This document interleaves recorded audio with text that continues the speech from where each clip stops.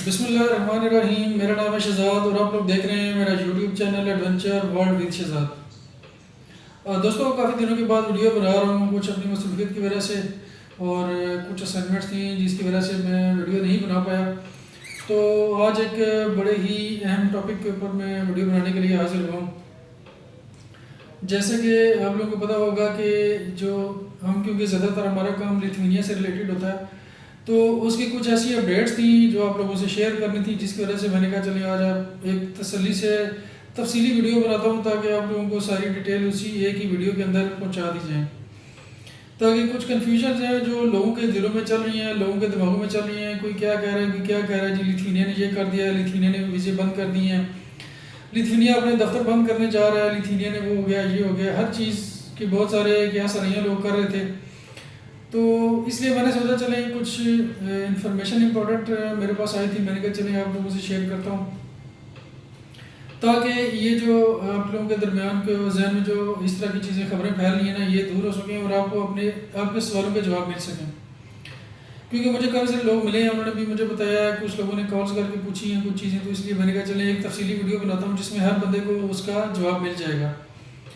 दोस्तों, शुरू करते हैं सबसे पहले कि अभी पिछले दिनों शायद आपने सुना हो कि लिथुआनिया ने एक्सटर्नल सर्विस प्रोवाइडर जो वीएफएस ग्लोबल की उनकी अपॉइंटमेंट थी वो बंद करना शुरू कर दी हैं। बिल्कुल ये आपने सही सुना था, क्योंकि लिथुआनिया गवर्नमेंट जो है ना वो 1 दिसंबर 2024 से नई पॉलिसी का ऐलान करने जा रही है। क्योंकि 2024 का जो कोटा था वो ज़्यादातर कोटा उन्होंने अचीव कर लिया है और काफ़ी सारे वर्कर्स उन्होंने बुला लिए हैं और कुछ के केसेस भी प्रोसेस में थे।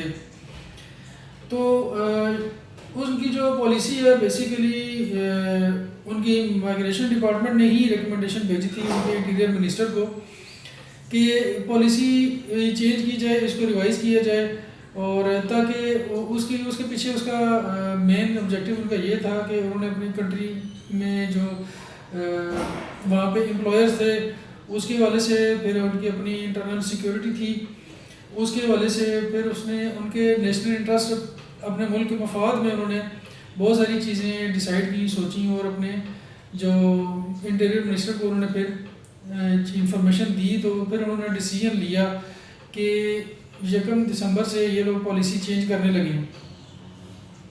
इसमें बिल्कुल भी अभी तक वीज़े बंद नहीं हुए, ये मैं आपको बड़ा क्लियरली बता रहा हूँ। वीज़े बंद नहीं हुए, क्राइटेरिया थोड़ा सा चेंज हुआ है, सख्त ज़रूर हुआ है, लेकिन अभी तक आपको ये बताता चलूँ कि वीज़े बंद नहीं हुए उनके, और उन्होंने कुछ कैटेगरीज इंट्रोड्यूस कराई हैं, बताई हैं कि अगर उस कैटेगरी में आप फॉल करते हैं तो आप वीज़ा अभी भी सबमिट करा सकते हैं। अब अभी मिसाल के तौर पे इन्होंने नेपाल से अपना जो ऑफिस था वो क्लोज़ कर दिया है। हालांकि नेपाल का जो ऑफिस था अब नई अपॉइंटमेंट्स उन्होंने बंद कर दी है वहाँ से देनी। तो नेपाल की जो पुरानी अपॉइंटमेंट्स हुई हैं, जो केस सबमिट हुए हैं, वो लोग अभी भी वहाँ से जाके रिसीव कर सकते हैं और वहाँ से जो है ना अपने TRP कार्ड भी रिसीव कर सकते हैं और अपना केस भी सबमिट करा सकते हैं जिनको ऑलरेडी अपॉइंटमेंट्स उन्होंने दी हुई हैं। अब रह जाती है बात जो नए लोग हैं। नए लोग हैं जो नॉर्मली जो स्किल कैटेगरी में जा रहे थे लोग, उनके लिए फ़िलहाल उन्होंने पॉलिसी ये चेंज की है कि अब आप अपने कंट्री से ही वीज़ा अप्लाई करेंगे।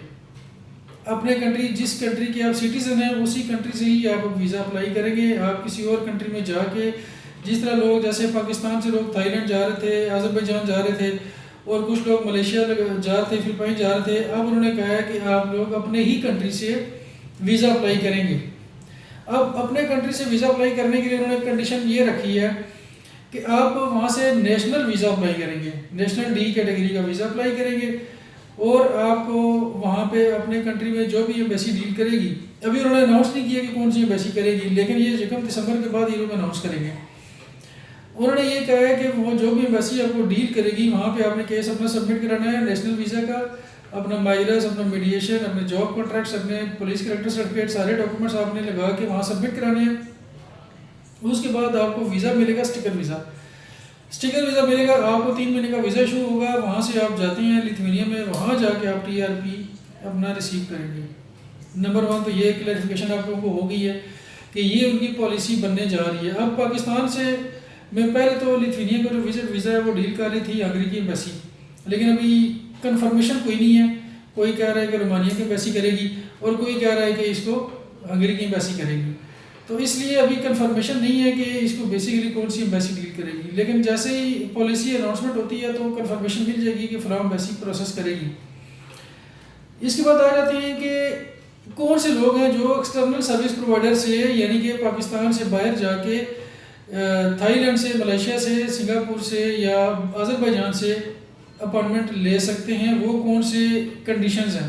बिल्कुल वो कंडीशंस अभी भी हैं और उसके लिए उन्होंने कैटेगरी ये बनाई है कि जो लोग हाईली स्किल्ड हैं, हाई स्किल्ड कैटेगरी के जो लोग हैं, जो मतलब कि आप समझ लें इंजीनियर्स हैं, डॉक्टर्स हैं या प्रोफेसर्स हैं, यूनिवर्सिटी के लेक्चरर्स हैं जिनकी क्वालिफिकेशन PhD, MPhil या इससे ऊपर की है, 18 साल की जिनकी क्वालिफिकेशन है PhD लेवल के या MPhil लेवल के लोग, वो लोग अगर उनको जॉब आती है तो वो अप्लाई कर सकते हैं एक्सटर्नल सर्विस प्रोवाइडर के थ्रू। उनको अपॉइंटमेंट भी मिलेगी और उनका प्रोसेस भी कंप्लीट होगा।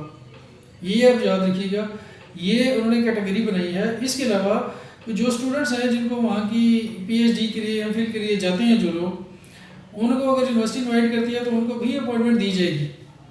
ये दूसरी जो कैटेगरी है ना दूसरी। तो इसके अलावा जो तीसरी कैटेगरी है वो है फैमिली रीयूनिफिकेशन, कि जिनका कोई बाप है या भाई है या हस्बैंड है औरत का, उसके बच्चे हैं वहाँ, तो वो लोग, उनके केसेस भी एक्सटर्नल सर्विस प्रोवाइडर के थ्रू आप ले सकती हैं दूसरे कंट्री में जाके। अब वहाँ पे भी आप सबमिट करा सकती हैं, आपको अपॉइंटमेंट भी मिलेगी उसकी। तो ये चीज़ें थी जो क्लैरिफिकेशन जिनकी रिक्वायरमेंट थी, जो लोगों को इस चीज़ के बारे में इंफॉर्मेशन नहीं थी, वो मैंने कहा चलें आप लोगों को देता हूँ। इसके अलावा कोई भी जो VFS ग्लोबल का ऑफिस है, अगर आप उसके अलावा कोई बंदा अप्लाई करता है तो वो आपका माइग्रेस डिक्लाइन कर देगा। इन 3 कैटेगरीज के अलावा अगर आप अपॉइंटमेंट बुक करते हैं किसी भी एक्सटर्नल सर्विस प्रोवाइडर में, तो VFS ग्लोबल के किसी भी ऑफिस में, तो फिर आपके जो माइग्रेस है वो वहाँ से डिक्लाइन हो जाएगा और आपको बताया जाएगा कि अब आप 1 दिसंबर के बाद जो पॉलिसी चेंज हो रही है उसके बाद आप अप्लाई करें। वो पॉलिसी क्लियरेंस होने के बाद है। अभी तक की जो सूरत हाल थी वो मैंने आपको बताई है कि अभी ये जो पॉलिसी थी, ये जो पॉलिसी मैं आपको बता रहा हूँ, ये उनकी जो माइग्रेशिया की उनकी ऑफिशियल वेबसाइट है उसके ऊपर ये सारी जो डिटेल है मैं वहीं से आपको बता रहा हूँ। उसके ऊपर ये चीज़ें मेंशन है, ये सारी की सारी डिटेल्स उसके ऊपर मेंशन है ऑलरेडी। ये ऑफिशियल अनाउंसमेंट है उनकी, जो उनके मिनिस्टर ऑफ इंटीरियर हैं उन्होंने दी थी। इसके अलावा अभी आपको ये बताता चलूँ कि जो कुछ सेंटर्स जिन्होंने क्लोज किए हैं रिसेंट फ्यूचर्स में अपॉइंटमेंट्स के वाले से, वो भी मैं आपको बता देता हूँ। उन सेंटर्स में लेबनान, जॉर्डन और श्रीलंका और अभी नेपाल उन्होंने रिसेंटली क्लोज किया है कि जो कि 1 दिसंबर से इफेक्टिव नहीं होगा। तो ये 4 सेंटर्स हैं जो इस साल उन्होंने क्लोज किए हैं। इसका ये मतलब नहीं है कि वो सारे के सारे क्लोज कर देंगे, बिल्कुल भी ऐसा नहीं है। ये एक ऑनगोइंग प्रोसेस है, ये इमिग्रेशन का एक सिस्टम है और उन्होंने अपने मुल्क को भी देखना है, उन्होंने लेबर मार्केट को भी देखना है, उन्होंने एम्प्लॉयर्स को भी देखना है, उन्होंने अपने कंट्री की पॉलिसी को भी देखना है, उन्होंने अपने तमाम चीज़ें, सारे पैरामीटर जब वो देखेंगे कि पूरे होते हैं तो उसके मुताबिक वो चलेंगे। इसका ये मतलब नहीं है कि वीज़े बंद कर दिए हैं, वीज़े बिल्कुल उनके जारी हैं, लेकिन वो अपनी पॉलिसी को मद्देनज़र रख के इसको आगे चलाएंगे फ्यूचर में। ठीक हो गया। तो ये थी आज की वीडियो। मेरे ख्याल से आप लोगों को इसके बारे में जो मैं इंफॉर्मेशन देना चाह रहा था वो आप लोगों ने समझ ली होगी। तो दोस्तों, उम्मीद करता हूँ आपको ये वीडियो इन्फॉर्मेटिव लगी होगी। तो इजाज़त दीजिएगा। अल्लाह हाफ़िज़।